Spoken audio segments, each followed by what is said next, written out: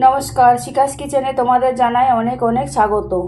আমি আবারও চলে এসেছি আর একটা নতুন রেসিপি নিয়ে তোমাদের সাথে শেয়ার করব বলে। আজকে আমি বানিয়ে দেখাবো শাটিং মাছের তেল ঝাল। চলো বন্ধুরা, শাটিং মাছের তেল ঝাল করতে কি কি লাগে তোমাদেরকে দেখাই। এখানে আমি শাটিং মাছ নিয়ে নিয়েছি। আমি এখানে নুন মাখিয়ে রেখেছি 15 মিনিট আগে। এবার হলুদ মাখিয়ে দেব।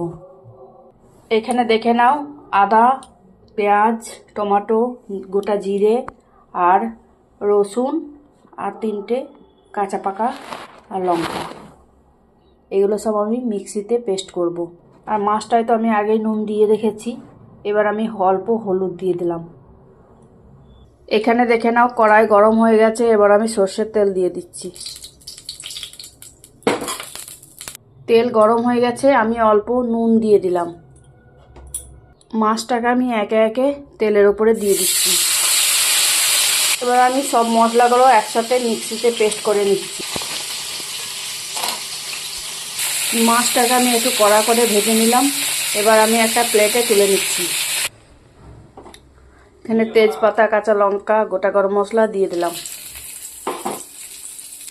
এবার আমি বাটা মশলাটা দিয়ে দিলাম।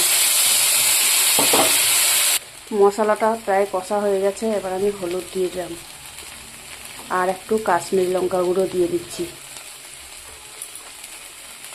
কাশ্মীরি লঙ্কা গুঁড়ো দিয়ে দিলাম রং হবার জন্য।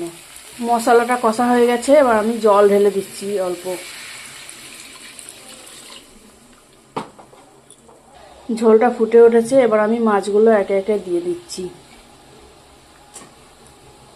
ঝোলটা ফুটে গেছে। আমি এখানে দিলাম ধনেপাতা আর 1 চামচ নুন। তখন আমি নুন দিইনি। আর 1/2 চামচ দিয়ে দিলাম। আর এখানে দিয়ে দেব অল্প ভাজা জিরের ভাজা মশলা।